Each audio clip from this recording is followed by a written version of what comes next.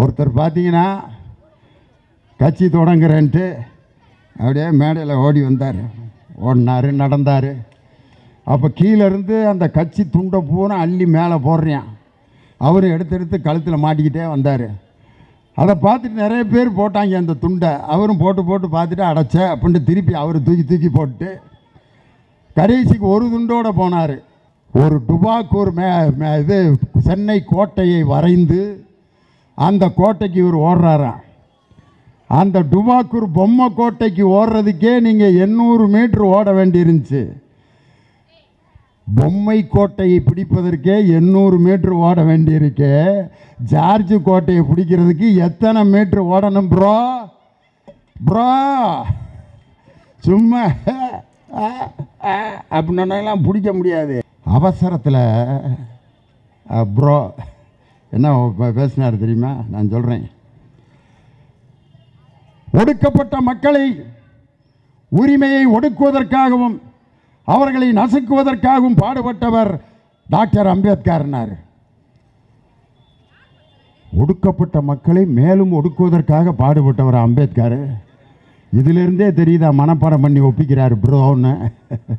திராவிட முன்னேற்ற கழகத்தின் என்ற ஆலமரத்தை அறுப்பதற்கு வந்த 21வது பிளேடு தான் நீங்கள். ஏற்கனவே 20 பிளேடுகள் துருப்பிடித்து 4 பிளேடு கிடக்குது. சில பிளேடு மரத்தோடு ஒட்டி கிடக்குது. சில பிளேடு எதுக்கு வந்தோம்னே தெரியாமல் அனாதையாக கிடக்குது. 21வது பிளேடு தம்பி. ஆலமரத்தை எந்த கொம்பனாலும் அசைத்து பார்க்க முடியாது. எடப்பாடி பழனிசாமி சொல்கிறாரியா, எங்கள் தமிழக முதல்வரை பார்த்து எல்லா திட்டங்களுக்கும் கலைஞர் பேரையே வைக்கிறீங்க, இன்னும் உங்கள் பேரையே வைக்க முடியும். ஆனால் உலகத்திலே ஒரு புது மெத்தடு, காலில் உழுகிற மெத்தடை கண்டுபிடிச்சது நம்ம ஐயா முன்னாள் முதலமைச்சர், உழைப்பின் சிகரம், புரட்சி தமிழன். ஏற்கனவே ஒரு புரட்சி தமிழன் சத்யராஜ் இருக்கார்ல, அந்த பட்டத்தை கடை வாங்கி வச்சிருக்கீங்களே, வெக்கமா இல்லைங்களா? என்னங்க பிரதர் நீங்கள்? நம்ம சகோதரிகளெல்லாம் பார்க்குறேன், இந்த ஆள் டிவியிலேயே 1.5 மணி நேரம் பேசுவானே, இவ்வளவு பாத்திரம் இருக்குது, தையல் மிஷின் இருக்குது, இம்புட்டு பொருள்கள்லாம் இருக்குது, இடையில் இந்த ஆள் வேறு. இவர் என்னைக்கு முடிக்கிறது இந்த பாத்திர மண்டம்லாம் நம்ம வாங்கிட்டு போகிறது? ஏக்கா என்னைக்குக்கா முடிப்பார் அப்படின்னு நீங்கள்லாம் கவலைப்படுவீங்கன்னு நினச்சேன். ஆனால் என் சகோதரிகள் மகிழ்ச்சியாக இருப்பதை பார்க்கும்போது, லியோனி பேசி முடித்துவிட்டு கூட்டமே முடிந்து போனாலும் இந்த பொருள்கள் எல்லாம் நீங்கள் இருக்கின்ற இடத்திற்கு வந்து சேரும். அதுதான் திராவிட முன்னேற்ற கழகம். மருத்துவமாக இருந்தாலும் கல்வியாக இருந்தாலும் மக்களை தேடி சென்று கல்வியையும் மருத்துவத்தையும் கொடுத்த இயக்கம் திராவிட முன்னேற்ற கழகம். அதனால் நான் எவ்வளோ நேரம் பேசுகிறதுன்னு ஒவ்வொரு ஊர்லேயும் போய் கேட்பேன். ஒரு ஊரில் போய் கேட்டேன், ஐயா நாங்கள் எவ்வளோ நேரம் பட்டிமன்றம் நடத்துறதுன்னு. நீங்கள் எவ்வளோ நேரம் வேணாலும் பேசுங்கண்ணே, நாங்கள் 10 நிமிஷத்துக்கு மேலே உட்காந்துருக்க மாட்டான்னா. அதுக்கு ஏன்டா என்னை திண்டுக்கல்லேருந்து கூட்டி வந்தீங்க? என்ன ஊர் முழுவதும் ஸ்பீக்கர் கட்டியிருக்கம்யா, எல்லாம் வீட்டில் படுத்துக்கிட்டே கேட்டுக்க இருப்பாங்க. நீ மேடை போட்டு பேசிட்டு வீட்டுக்கு போ. இவனுங்கெல்லாம் வீட்டில் படுத்துக்கிட்டே கேட்டுக்க இருப்பாங்களா? நான் வெறும் நாற்காலியை பார்த்து பேசுகிறதுக்கு எடப்பாடி பழனிசாமியா, இல்லை அண்ணாமலையா, இல்லை வேறு டுபாக்கூர் பேச்சாளர்களா? லட்சம் பேர் திரண்டிருந்தாலும் கேட்பார் பிணிக்கும் தகையவாய் கேளாரும் வேட்ப மொழிவதாம் சொல் என்று மக்கள் ரசிக்க, சிரிக்க, சிந்திக்க எப்படி பேச வேண்டும் என்று கற்றுக் கொடுத்த முத்தமிழறிஞர் டாக்டர் கலைஞரின் கரம் பிடித்து மேடைக்கு வந்தவன் திண்டுக்கல் லியோனி. நான் அந்த கூட்டத்தில் கடந்து வரும்போது ஒரு அம்மா கூட்டத்துக்கு வந்துச்சு. வர்றப்ப என்னை இப்படியே பார்த்துச்சு. டிவியில் பார்த்தா கிழமை மாதிரி இருக்கான், நேரில் நல்லா இருக்காரு அப்படின்னுச்சு. அந்த அம்மாவுக்கு இது தேவையில்லாத ஆராய்ச்சி. டிவியில் நான் ஏன் கிழமை மாதிரி இருக்கேன்னா பவுடரை போட்டு லைட்டை போட்டு உட்கார வச்சுருப்பேன். இங்கே நான் அழகாக இருப்பதற்கு காரணம் நான் போட்டிருக்க ட்ரெஸ்ஸோ நான் போட்டிருக்க மேக்கப்போ கிடையாது. நான் நின்று கொண்டிருப்பது திராவிட முன்னேற்ற கழகத்தின் மேடை. நான் யாரை பற்றி பேசப் போகிறேன் என்றால் எங்கள் தளபதியார் மு.க. ஸ்டாலின் அவர்களை பற்றியும் பிறந்த நாள் நாயகன் என் தம்பி உதயநிதி ஸ்டாலின் அவர்களை பற்றியும் நான் பேச போகிறேன். எடப்பாடி பழனிசாமி அவர்கள் இன்னைக்கு காலையில் சவால் விடுறாரியா, நேருக்கு நேர் என்னோடு தமிழக முதலமைச்சர் ஒரே மேடையில் விவாதிக்க தயாரா? யாரு? எடப்பாடி பழனிசாமி. அதுக்கு எங்கள் துணை முதலமைச்சர் சொன்னார், நான் வேணா வர்றேன் அப்படின்னாரு. நான் அவங்க 2 பேர்த்துக்கிட்டையும் கெஞ்சி கேட்டுக்கிறேன், முதலமைச்சரும் போக வேணாம், துணை முதலமைச்சரும் போக வேணாம், நான் இருக்கேன். எடப்பாடி பழனிசாமி அவர்களே, எடப்பாடியிலே மேடை போடுவோமா?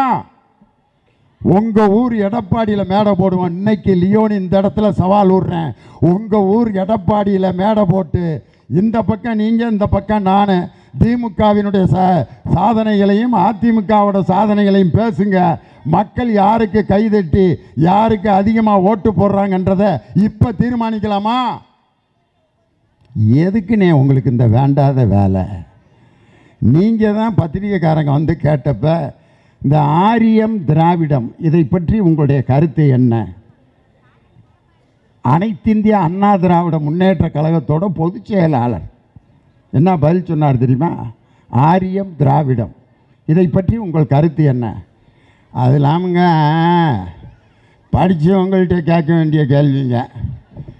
இது கல்லூரியிலையும் பல்கலைக்கழகத்திலையும் ஆராய்ச்சி செய்ய வேண்டிய விஷயமுங்க. எனக்கிட்ட வந்து ஏங்க கேட்குறீங்க? உங்கள் கட்சியிலே திராவிடம்னு பேர் இருக்க, அது இருக்குதுங்க. அதுக்கு நம்மளை என்ன செய்ய சொல்கிறீங்க? இவருக்கு பேர் பொதுச் செயலாளரா? ஐயோ ஐயோ, இன்னொரு கட்சியோட பொதுச் செயலாளர் புதுசாக வந்திருக்காரு. பேராசிரியர் பொதுச் செயலாளர் எங்கே? நாவலர் பொதுச் செயலாளர் எங்கே? எங்கள் அண்ணன் சட்டமன்ற கதாநாயகன் துரைமுருகன் என்ற பொதுச் செயலாளர் எங்கே? உங்கள் கட்சியோட பொதுச் செயலாளரோட குவாலிஃபிகேஷன் என்னன்னு கேட்டால், தலைவர் வீட்டு வாசலில் நாள் முழுதும் படுத்து கிடப்பாருங்க. அவர் தாங்க நம்ம கட்சியோட பொதுச் செயலாளர். யார்? இப்போ புதுசாக தொடங்கின கட்சியோட பொதுச் செயலாளர். தலைவர் வீட்டு வாசலில் படுத்து கிடப்பாரான். அட கொடுமையே!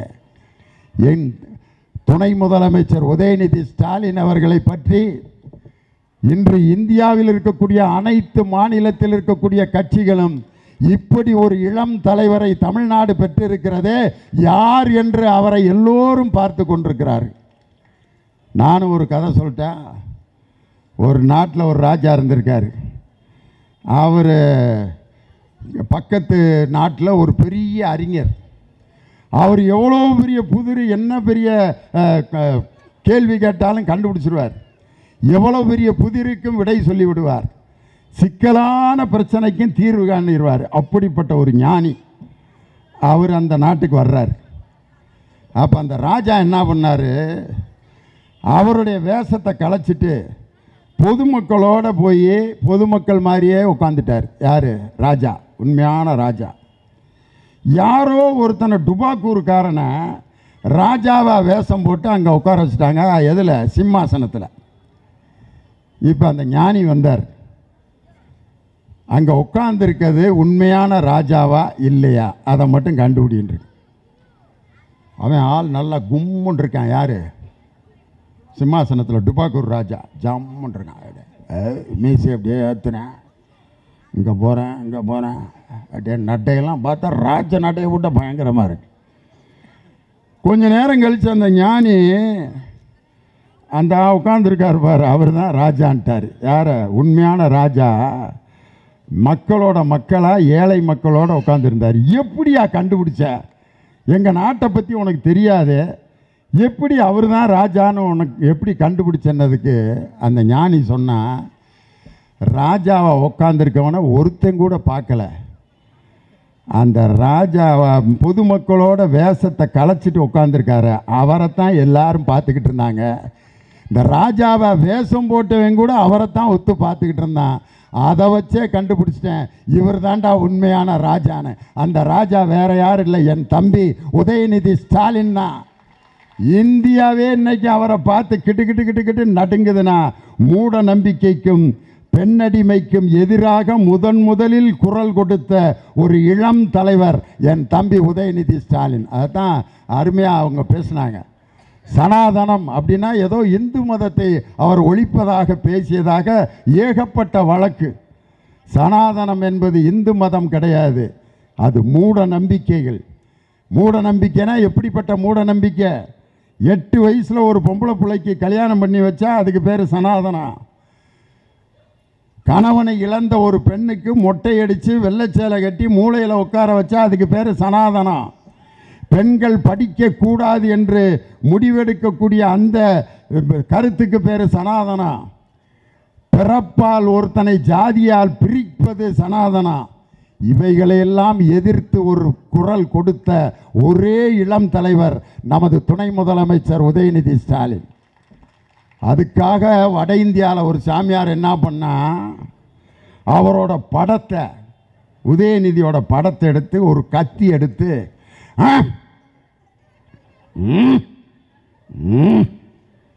படத்தை கிழிக்கிறான். அவனால் படத்தை தான் கிழிக்க முடியும். எங்கள் கொள்கைகளை உன்னால் ஒரு நிமிடம் கூட கிழிக்க முடியாது. படத்தை கிழிச்சிட்டு ஒரு அறிக்கை, உதயநிதியின் தலையை கொண்டு வருபவர்களுக்கு, சீவி கொண்டு வருபவர்களுக்கு 1 கோடி சன்மானம் அறிவித்தான். உடனே உதயநிதி அதுக்கு என்ன பதில் சொன்னார் தெரியுமா? நம்ம துணை முதலமைச்சர், சீவுறதுக்கு சீப்பை கொடுத்து முதல்ல அந்த சாமியாரை தலையை சீவ சொல்லுங்க. ஏன்னா சடையை போட்டு இப்படி உட்காந்துருந்தார் அந்த சாமி. முதல்ல தலையை சீவ சொல்லுங்க, அப்புறம் ஏன் தலையை சீவுறதை பற்றி பார்த்துக்கிறலான்ட்டு. அப்பையும் சொன்னான், 1 கோடி ஒரு சாமியார்கிட்ட எப்படி இருக்கும்? அவருக்கு பேர் சாமியாரா அப்படின்னு கேட்டார் நம்ம துணை முதலமைச்சர். அதுக்கு அந்த சாமியார் சொன்னார், என்கிட்ட 10 கோடி இருக்குன்னார். அப்போ தான் நம்ம துணை முதலமைச்சர் சொன்னார், நீ உண்மையிலே சாமியாரே கிடையாதியா. ஒவ்வொருத்தர் வீட்லேயும் பிச்சை எடுத்து ஒவ்வொரு நாளும் மக்களிடம் உணவை கையேந்தி சாப்பிட்றவனுக்கு பேர் தான் சாமியார்.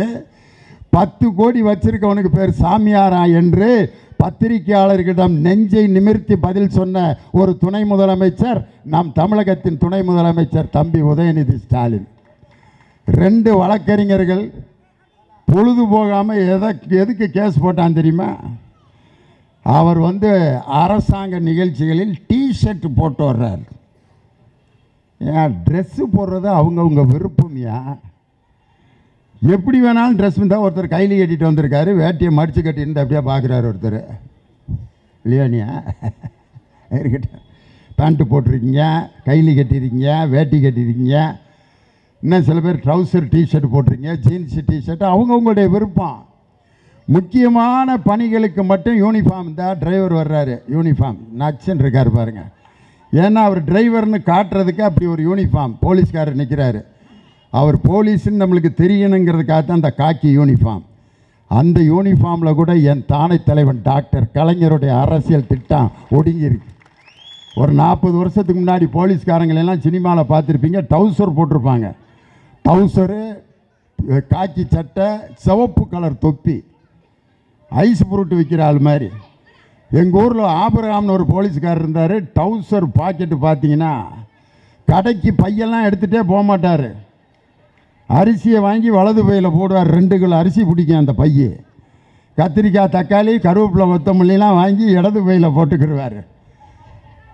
மீதி இருக்கக்கூடிய அந்த மிளகாய் செலவெல்லாம் எடுத்து தொப்பிக்கு வச்சு, தொப்பியை வச்சு மூடி வீட்டில் டவுசர் பாக்கெட்டை எடுத்து விட்டார்னா பலசர கடையே கொட்டும். இந்த பாக்கெட்டை எடுத்து விட்டார்னா காய்கறி கடை. அப்படி டவுசர் போட்டுக்கிட்டு இருந்த போலீஸ்காரங்களுக்கு வயர்மேன் யார், ஐஸ் ஃப்ரூட் விற்கிறவர் யார் அப்படின்னு அடையாளம் தெரியாமல் கண்ணியமிக்க காவல்துறைக்கு இப்படி டவுசர் போட்டிருக்கமேன்னு சொல்லி காவல்துறையில் ஒரு கான்ஸ்டபிள் உட்பட பேண்ட்டு போடணுங்கிற ஜீவோவில் கையெழுத்து போட்டவர் முத்தமிழறிஞர் டாக்டர் கலைஞர். என்னுடைய சகோதரர் போலீஸ்காரர் ஒவ்வொரு தடையும் ஸ்டேஷனில் போய் அந்த கால் உயர கண்ணாடியில் நின்று அப்படின்னு அப்படி பெல்ட் அட்ஜஸ்ட் பண்ணுறப்ப யாருக்கு நன்றி சொல்லணும்னா என் தானை தலைவன் டாக்டர் கலைஞருக்கு நன்றி சொல்லணும். எடப்பாடி பழனிசாமி சொல்கிறாரியா, எங்கள் தமிழக முதல்வரை பார்த்து எல்லா திட்டங்களுக்கும் கலைஞர் பேரையே வைக்கிறீங்க, இன்னும் உங்கள் பேரையே வைக்க முடியும்? அதில் ஒரு பெரிய வீராப்பு பேச்சு. ஒரு சாதாரண விவசாயியாக இருந்து இன்னைக்கு பொதுச் செயலாளராக, முதலமைச்சராக நான் எப்படி வந்தேன்? என் உழைப்பு, என்னுடைய சாமர்த்தியம், என்னுடைய அயராத பணி, மக்களுக்காக நான் உழைத்த உழைப்பு. ஜமுக்காலத்தில் வடிகட்டின பொய்ன்னு கேள்விப்பட்டிருக்கீங்களா? அதுக்கு வேற யாரும் எடுத்துக்காட்டல, ஐயா தான். இவருடைய உழைப்புல வந்தாராம் ஐயா முதலமைச்சரா. 2016 எலெக்ஷனில் விற்கும்போது எடப்பாடி பழனிசாமிக்கு ஓட்டு கேட்டால் எல்லாருக்கும் ஓட்டு போட்டாங்க. மக்களால் தேர்ந்தெடுக்கப்பட்ட முதலமைச்சரா நீங்கள். அம்மையார் ஜெயலலிதாவுக்கு ஓட்டு போட்டாங்க. அதுக்கப்புறம் ஓபிஎஸ் 2 தடவை இருந்து, அதுக்கப்புறம் நீங்கள் 3ஆவது தடவை எப்படி முதலமைச்சர் ஆனீங்கன்னு உலகமே பார்த்து ஆடை. அதை இன்னும் எத்தனை தடவை தான் நான் மேடையில் சொல்கிறது. இந்த பக்கம் எங்கள் திண்டுக்கல் சீனிவாசன், அதுக்கடுத்து ஓ பன்னீர்செல்வம், அதற்கடுத்து அப்போது பொதுச் செயலாளர் இருந்த அம்மையார் சசிகலா, 3 பேரும் சேரில் உட்காந்துருக்காங்க. எடப்பாடி பழனிசாமியினுடைய உழைப்பு எப்படிப்பட்ட உழைப்பு! காலில் உழுகிறதுல பல வகை இருக்குது. ஏன்னா மருது கணேசன் பல வகை இருக்குது. சில பேர் பார்த்தீங்கன்னா பெரியவங்களை பார்த்துட்டு ஆசீர்வாதம். சில பேர் நெடுஞ்சாங்கரே காலில் விழுவான். குருநாதர் எங்கள் அப்பா அம்மா காலில் விழுந்து ஆசீர்வாதம் வாங்கினேன். என்னை வளர்த்து வாத்தியார் ஆக்கி பாடநூல் கழக தலைவராக்கியிருக்காங்க. என் தானை தலைவர் டாக்டர் கலைஞரை பார்த்து காலை தொட்டு கும்பிடுவேன். காரணம், இன்று நான் மேடையில் பேசுவதற்கு ஆதார சுருதியே என் தானை தலைவன் டாக்டர் கலைஞர் தான். நம்ம தலைவர் காலை ஒரு தடவை தொட போனேன், இந்த காலில் விழுகிற வேலை மட்டும் என்கிட்ட வச்சுக்காதன்ட்டார். காலில் விழுகிறதுனா இனிமேல் என் ரூமில் என்னை வந்து பார்க்காதன்ட்டார். காலில் விழுகிறதுல இப்படி ஒரு 3 டைப் இருக்கும். காலை தொட்டு கும்புறது, நெடுஞ்சாங்கரையாக விழுகிறது, 2 காலையும் தொட்டு இப்படி கண்ணில். ஆனால் உலகத்திலே ஒரு புது மெத்தடு, காலில் விழுகிற மெத்தடை கண்டுபிடிச்சது நம்ம ஐயா முன்னாள் முதலமைச்சர், உழைப்பின் சிகரம், புரட்சி தமிழன். ஏற்கனவே ஒரு புரட்சி தமிழன் சத்யராஜ் இருக்கார்ல, அந்த பட்டத்தை கடை வாங்கி வச்சிருக்கீங்களே, வெக்கமா இல்லைங்களா? என்னங்க பிரதர் நீங்கள் அப்படி நின்றுட்டு அந்த காலில் விழுகிறதுக்கு அவர் ரெடி ஆனார் பாருங்க. ஆனிவர் மாட் செட் கோ. 3 காலையும் தாண்டி யார் யார் காலு? காலு திண்டுக்கல் சீனிவாசன், அவர் காலையும் விழுந்திருக்கார். அதுக்கு அடுத்து இவர் செங்கோட்டை, அதுக்கு அடுத்து ஓபிஎஸ். 3 காலை தாண்டி சசிகலாவின் காலில் அப்படி பாஞ்சு போய் அப்படி பிடிச்சாரு பாருங்க. எங்கள் திண்டுக்கல் சீனிவாசன் கீழே ஏதோ உரசுது போல இருக்குன்ட்டு யாரா அப்படின்னாரு. பார்த்தா யார்? உழைப்பின் சிகரம் வந்துக்கிட்டு இருக்கு பின்னால். வாங்க. திமுகவை சாய்த்து விடலாம் என்று கொக்கரித்தவர்களுக்கு ஆர்டிஎக்ஸ் என்ற வெடிமருந்தாக பயன்பட்ட என் அருமை மாவட்ட கழகத்தின் செயலாளர் எனது அருமை அண்ணன் ஆர்டி சேகர் அவர்களை உங்கள் பலத்த கரவொலியோடு வருக வருகன்னு வரவேற்கிறேன். திண்டுக்கல் சீனிவாசன் பதறி எந்திரிச்சாரு. ஓ பன்னீர்செல்வம், யாரா வேட்டியை பிடிச்சிருக்கிறது? வேட்டி அப்படின்னா, வேட்டியெல்லாம் இல்லைண்ணே, அண்ணன் வந்துக்கிட்டு இருக்காரு, ட்ரெயின் போய்கிட்டு இருக்கு. இப்போ தான் கடந்து போய் சசிகலாவோட காலை கவ்வி பிடிச்சி, அதுக்கப்புறம் ஒரு நாடகம் போட்டார் பாருங்க. அடாடாடா, ஒரு அழுக.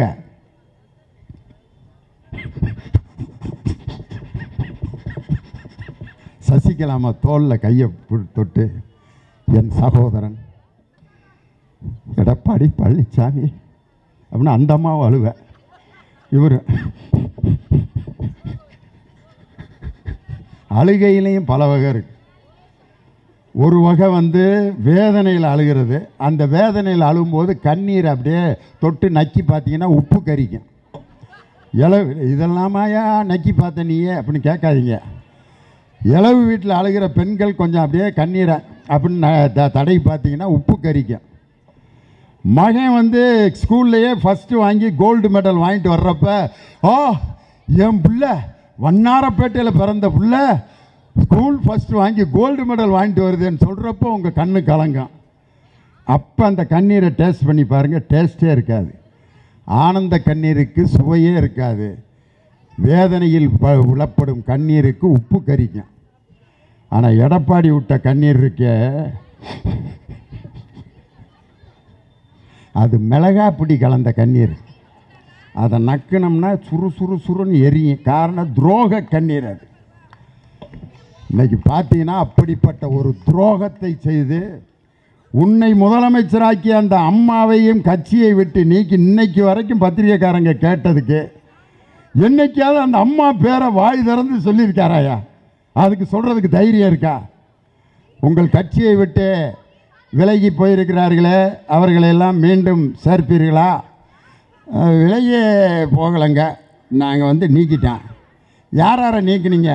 அது விலகி போனாங்கல்ல, அவங்களத்தான் சொல்லு. சசிகலா அம்மையார் சொல்ல துணிச்சல் இருக்கா? அந்த அம்மா பேரை சொல்கிறதுக்கே பயப்படுற எடப்பாடி பழனிசாமி எங்களுடைய முதல்வரை சவால் விட்டு மேடையில் என் கூட பேச தயாரான்னு கேட்கறதுக்கு வெட்கமாக இல்லை.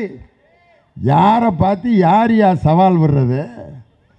அதை விட கூட்டணி நீங்கள் எப்படி கூட்டணி வைப்பீர்கள்? பாஜகவுக்கும் மற்ற கட்சிகளுக்கும் உங்கள் கூட்டணி கதவு திறந்திருக்கிறதா? பத்திரிகைக்காரங்க அதுக்கு அது தேர்தல் நேரத்தில் தாங்க அதெல்லாம் என்னன்னு நம்ம பார்க்க முடியுங்க. இப்போ அதெல்லாம் சொல்ல முடியாதுங்க அப்படின்னு அவர் தேர்தல் நேரத்தில் சேர்ந்துக்கிடுவான் அப்படின்னு சொல்கிறாரு. யார்? பொதுச் செயலாளர். அவர் கட்சியிலே இருக்கக்கூடிய கேபி முனிசாமி சொல்கிறாரு, அது கடைசி நேரத்தில் கூட கூட்டணி எப்படி வேண்டுமானாலும் மாறலாம். நம்ம பொன்னையன் இருக்கார் ஐயா, அவர் பாஜகவுடன் நாங்கள் சேரமாட்டோம், ஏதாவது வாய்ப்பு இருந்தால் சேருவீர்களா? சொல்ல முடியாது, பொதுச் செயலாளர் முடிவெடுப்பார். யார்? பொன்னையன். நம்ம ராயபுரம் ஐயா முன்னாள் அமைச்சர் டி ஜெயக்குமார், ஒட்டுமில்லை உறவுமில்லை, பாஜகவை கூட நாங்கள் இனி சேரவே மாட்டோம், இன்னைக்கு இல்லை நாளைக்கு இல்லை என்னைக்கு இல்லை அப்படின்னு அவர். உங்கள் கட்சிக்குள்ளேயே ஒரே மாதிரி கருத்துன்னா வரலையே. இப்படி ஒரு கட்சியை நடத்திக்கிட்டு இருக்கிற எடப்பாடி பழனிசாமி எங்கள் முதலமைச்சரை பார்த்து சவால் விடுவதற்கு என்ன யோக்கியதை இருக்குன்னு கேட்குறேன் நான். கலைஞருடைய மகளிர் உரிமை திட்டம் இருக்குது பார்த்தீங்களா, 1000 ரூபா திட்டம். பெண்களையெல்லாம் ஒரு காலத்தில் எப்படி இருந்தாங்க, வீட்டில் வெளியில் வந்தால் வெக்கப்படணும், அச்சம் மடம் நாணம் பயிர்ப்பு, வீட்டை விட்டு பொது இடத்துல பெண்கள் நிற்கக்கூடாதுன்னு சட்டம் இருந்திருக்கு. வீட்டை விட்டு வெளியில் வராமல் இருக்கிறது தான் பெண். குனிஞ்சதலை நிமிராமல் நடக்கணும், அவள் தான் பெண். இந்த ஆர்கே நகர் மெயின் ரோட்டில் எம்சி ரோட்டில் குனிஞ்சதலை நிமிராமல் நடந்து போனீங்கன்னா ஆட்டோவில் அடிபட்டு தான் சாகணும். குனிஞ்சதலை நிமிராமல் நடந்து போனீங்கன்னா எத்தாப்பில் ஆட்டம் வரும், ஏறிடும், ஆஸ்பத்திரியில் மூக்கில் டியூப்பு படுத்து சாக வேண்டியது தான். ஒரு பெண் குனிஞ்சதலை நிமிராமல் இருக்கணும்னு சட்டம் போட்டிருந்த காலம். பெண்களுக்கு ஓட்டுரிமை கிடையாது, பெண்கள் பொது இடத்தில் நிற்பதற்கு உரிமை இல்லை, பெண்கள் படிப்பதற்கு உரிமை இல்லை. இவைகளையெல்லாம் பெற்றுக் கொடுத்த இயக்கம் திராவிட இயக்கம் என்பதை எங்களுடைய சகோதரிகளுக்கு எல்லாத்துக்குமே நல்லா தெரியும். என் சகோதரிகள் எல்லாத்துக்கும் தெரியும். பெண்களுக்கு இன்றைக்கி பாருங்கள், விளையாட்டு அமைச்சர், விளையாட்டுத்துறை அமைச்சர், இன்றைக்கி ஒலிம்பிக் விளையாட்டு போட்டிங்கிற போட்டி எப்படி வந்துச்சு? கிரேக்க நாட்டில் ஒலிம்பஸ்னு ஒரு மலை இருக்குது. அந்த மலையில் தான் மனிதர்களை படைத்த கடவுள் இருக்காருன்னு கிரேக்க நாட்டு மக்கள் நம்புகிறார்கள். ஒலிம்பஸ் மலை, அந்த மலைக்கு கீழே விளையாடின விளையாட்டுக்கு பேர் தான் ஒலிம்பிக் விளையாட்டு. அன்னைக்கு உலகம் முழுவதும் நடைபெற்று கொண்டிருக்கக்கூடிய ஒலிம்பிக் விளையாட்டினுடைய வரலாறே அதுதான். ஏன் இந்த விளையாட்டை கண்டுபிடிச்சாங்கன்னா, மனிதன் விளையாட்டிலே ஆர்வம் இருந்தால் இன்னொரு நாட்டின் மீது போர் தொடுப்பதற்கும் மற்றவர்களோடு சண்டையிடுவதற்குமான அந்த கொடூரமான எண்ணம் குறைவதற்காகத்தான் விளையாட்டு என்பதே உருவாக்கப்பட்டது. அந்த விளையாட்டுக்கு தமிழ்நாட்டை விளையாட்டின் தலைநகரமாக மாற்றுவேன் என்று உறுதி பூண்டிருக்கக்கூடிய துணை முதலமைச்சர் நம் தம்பி உதயநிதி ஸ்டாலின்.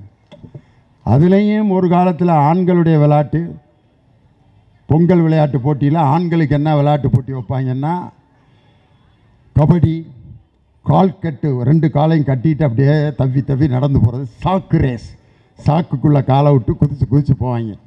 பெண்களுக்கு என்ன போட்டி நடத்துவாங்க? ஊசி நூல் கோர்த்தல்,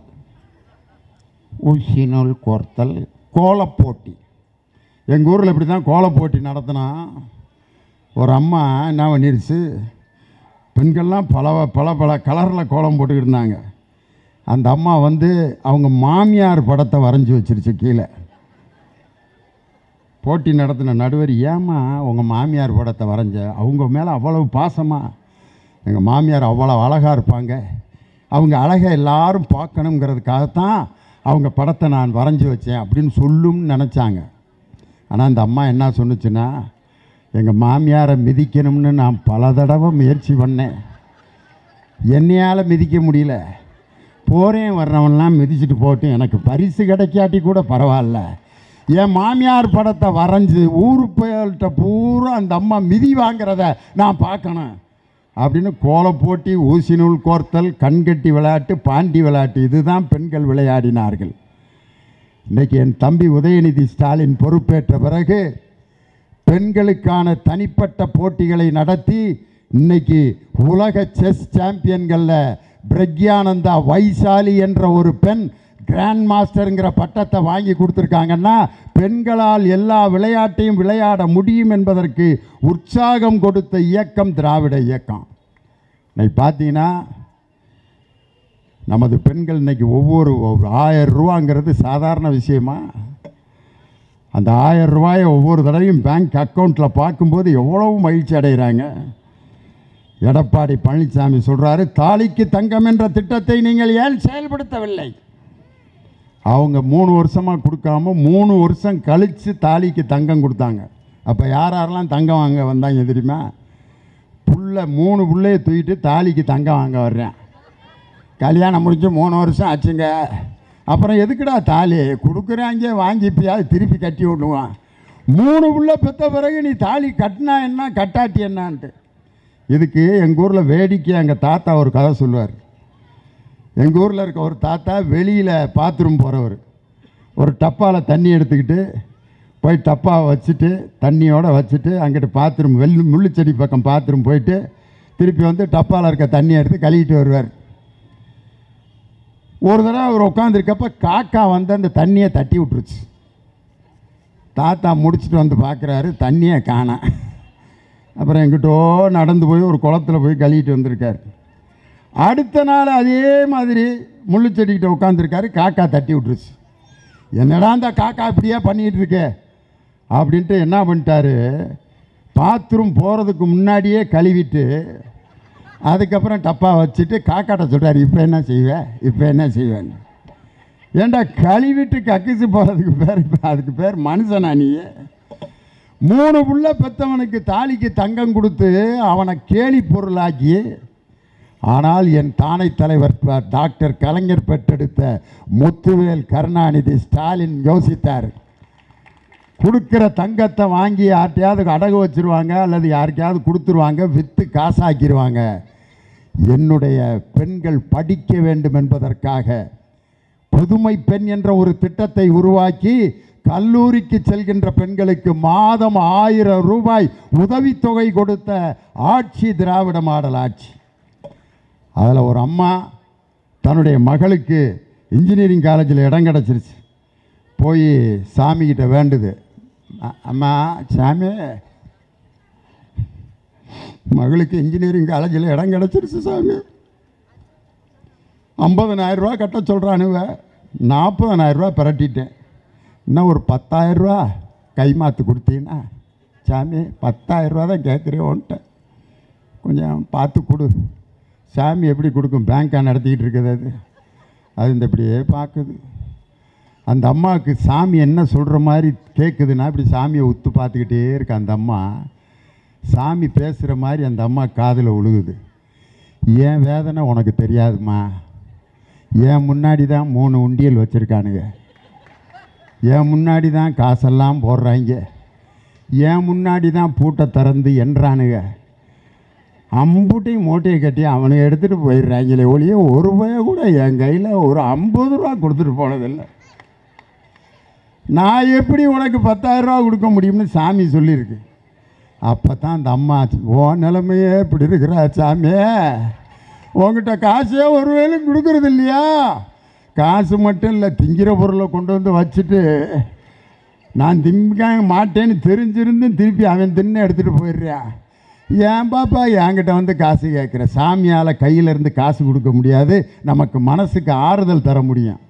வெளியில் வந்தோன்னே அந்த அம்மா பார்க்குது, உன் குழந்தை கல்லூரியில் படிக்க வேண்டுமா, மாதம் 1000 ரூபாய் உங்களில் ஒருவனான ஸ்டாலின் இதோ தருகிறேன் அப்படின்ற அந்த திட்டத்தை பார்த்துட்டு என் பிள்ளைய காலேஜில் சேர்த்து இன்னைக்கு நான் படிக்க வச்சுக்கிட்டு இருக்கேன்னு ஒரு அம்மா பேட்டி கொடுக்குது. இது மாதிரி இன்னைக்கு 3,75,000 பெண்கள் இன்னைக்கு கல்லூரியில் அதிகமாக சென்ற ஆண்டை விட சேர்ந்திருக்கிறார்கள்னா இதுக்கு மேலே வேற என்னையா திராவிட மாடல் ஆட்சியில் சாதனை வேணும்? கலைஞர் பேர்லேயே எல்லாம் செய்கிறீங்களேன்னாரு. உங்கள் அம்மா பேரில் உங்களை செய்ய வேணான்னு யாராவது சொன்னோமா? உங்கள் அம்மா பேரில் ஏதாவது ஒரு கட்டடம் கட்டியிருக்க வேண்டியதானே? ஒரு பாத்ரூம் கட்டினீங்களா அந்த அம்மா பேரில்? உங்கள் அம்மா தானே. எங்கள் அம்மாவின் ஆட்சி, புரட்சித் தலைவர் அம்மாவின் ஆட்சி, எங்கள் இதே டாக்டர் புறத்தலைவர் அம்மாவின் ஆட்சி, எங்கள் இதே டாக்டர் புறத்தலைவர் அம்மா. எம்ஜிஆர் பேரில் ஏதாவது கட்டினீங்களா? உங்கள் அம்மா பேரில் ஏதாவது கட்டினீங்களா? உங்கள் அம்மா பேரில் இருக்க அந்த அம்மா உணவகத்தை கூட சென்று பார்வையிட்டு அது சரியாக செயல்படுகிறதா என்பதை அதை புனரமைத்து நன்றாக செயல்பட வைத்தவர் எங்கள் தமிழக முதலமைச்சர். இன்னைக்கு வெள்ளத்தால் பாதிக்கப்பட்டவர்களுக்கு அம்மா உணவகத்தில் இலவசமாக உணவு வழங்கப்படும் அறிவித்தது யார்? அதில் பேரை மாற்றினாரா? நான் பாடநூல் கழக தலைவராக பொறுப்பேற்ற உடனே 2021 ஜூலை மாதம் வந்து பார்க்குறேன். 1.5 கோடி பேக்கு, மாணவர்களுக்கு கொடுக்குற பேக்கு, ஜாமெண்ட்ரி பாக்ஸு, பென்சிலு, ஷூவு, சொட்டரு எல்லாம் வரிசையாக அடுக்கி வச்சுருக்காங்க. அதில் பூரா யார் படத்தை போட்டிருந்தாங்கன்னா, முன்னாள் முதலமைச்சர் ஜெயலலிதா அம்மையார் படமும் எடப்பாடி பழனிசாமி அவர்களுடைய படமும். பிள்ளைங்க எழுதுகிற பென்சிலில் படம் வரைஞ்சிருந்தாங்க. அந்த பக்கம் எடப்பாடி, இங்கிட்ட ஜெயலலிதா அம்மா. பென்சிலில் அவன் சீவனான்னா மண்டை காலி ஆயிரும். பென்சிலில் படம் போட்டிருந்தாங்க. நாங்கள் எடுத்துகிட்டு போய் தலைவர்கிட்ட காமிச்சேன். தலைவரே, உங்கள் ஆட்சி வந்துருச்சு, இவங்க 2 பேர்த்து படம் இதில் இருக்கே தலைவரே, எப்படி தலைவரே இதை கொடுக்குறது அப்படின்னு கேட்டேன். அப்போ தலைவர் சொன்னார், இதை மாற்றி பெயிண்ட் அடித்து உங்கள் படத்தையும் முத்தமிழறிஞர் டாக்டர் கலைஞர் படத்தையும் போட்டுடலாம் தலைவரே, நான் அதை பார்த்துக்கிறேன், எங்கள் பாடநூல் கழகத்தில் அதுக்கு ஏற்பாடு பண்ணிடுறோம், அதுக்கு என்ன செய்யணும் அப்படின்னாரு. கொஞ்சம் செலவாகும், அழிக்கிறதுக்கு ஒரு டெண்டர் விடணும், திரும்ப வரைகிறதுக்கு ஒரு டெண்டர் விடணும், அதை கொண்டு போகிறதுக்கு ஒரு டெண்டர், திருப்பி கொண்டு வந்து நிரப்புறதுக்கு ஒரு டெண்டர். இதுக்கு எவ்வளோ நாள் ஆகும்? ஜனவரி மாதம் ஆயிரம், அதுக்குள்ளே பள்ளிக்கூடமே முடிஞ்சிருமே. எவ்வளவு செலவாகும்? 7 கோடி ரூபா செலவாகும். தலைவர் சொன்னார், அந்த 7 கோடி ரூபாயை நூலகத்துக்கு கொடுத்துருங்க, அவங்க படத்தோடையே மாணவர்களுக்கு பையையும் புத்தகத்தையும் ஜாமெண்ட்ரி பாக்ஸையும் கொடுங்க, எனக்கு மாணவர்கள் தான் முக்கியமே ஒழிய என் படம் போட்டிருக்கிற அந்த என்னுடைய பெருமையும் புகழும் எனக்கு தேவையில்லை என்று சொன்ன தலைவரை பார்த்துட்டு, மக்கள் விரோத, மக்களுக்கு தேவையில்லாத திட்டங்களை எல்லாம் நீங்கள் கொண்டு வருகிறீர்கள்னு சொன்னாங்க. அப்படின்னு யார்? எடப்பாடி பழனிசாமி சொல்கிறாரு. இன்றைக்கி நான் சொல்கிறேன், ஒரே ஒரு செய்தியை சொல்லி முடிச்சிடுறேன். தம்பி அருண் ரொம்ப அருமையான விஷயங்களை தொடங்கினார். ஒருத்தர் பார்த்தீங்கன்னா கட்சி தொடங்குறேன்ட்டு அப்படியே மேடையில் ஓடி வந்தார், ஓடினார், நடந்தார். அப்போ கீழேருந்து அந்த கட்சி துண்டை பூரா அள்ளி மேலே போடுறான். அவரும் எடுத்து கழுத்தில் மாட்டிக்கிட்டே வந்தார். அதை பார்த்துட்டு நிறைய பேர் போட்டாங்க அந்த துண்டை. அவரும் போட்டு பார்த்துட்டு அடைச்ச அப்படின்ட்டு திருப்பி அவர் தூக்கி போட்டு கடைசிக்கு ஒரு துண்டோடு போனார். அவர் கட்சி துண்டை பூரா பின்னால் வர்றேன் பூரா நங்குன்னு மிதிச்சுக்கிட்டே வந்தேன். முதல் மாநாட்டிலே உங்கள் கட்சி துண்டு பலரால் மிதிக்கப்பட்டதே ஒழிய அதை கூட கவனிக்காமல் நீங்கள்லாம் மாநாடு. இதில் பார்த்தீங்கன்னா என் தலைவர் சொன்ன வாக்கியம் தான் எனக்கு தெரியுது. ஒரு டுபாக்கூர் இது சென்னை கோட்டையை வரைந்து அந்த கோட்டைக்கு இவர் ஓடுறாராம். அந்த டுபாக்கூர் பொம்மை கோட்டைக்கு ஓடுறதுக்கே நீங்கள் 800 மீட்டர் ஓட வேண்டியிருந்துச்சு. பொம்மை கோட்டையை பிடிப்பதற்கே 800 மீட்டர் ஓட வேண்டியிருக்கே, ஜார்ஜ் கோட்டையை பிடிக்கிறதுக்கு எத்தனை மீட்டர் ஓடணும் ப்ரோ?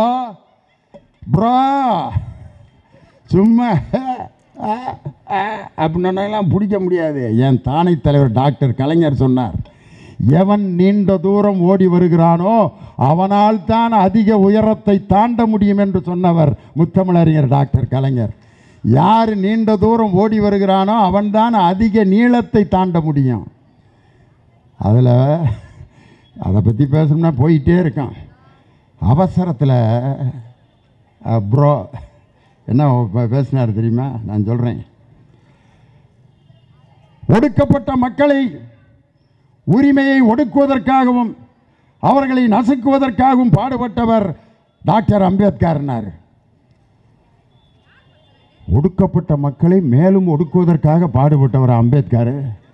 இதிலிருந்தே தெரியுதா மனப்பாடம் பண்ணி ஒப்பிக்கிறாரு ப்ரோன்னு. அதுக்கப்புறம் ஒரு பேப்பர் எடுத்து வாசிக்கிறாரு, வைக்கிறாரு, போகிறாரு, வர்றாரு.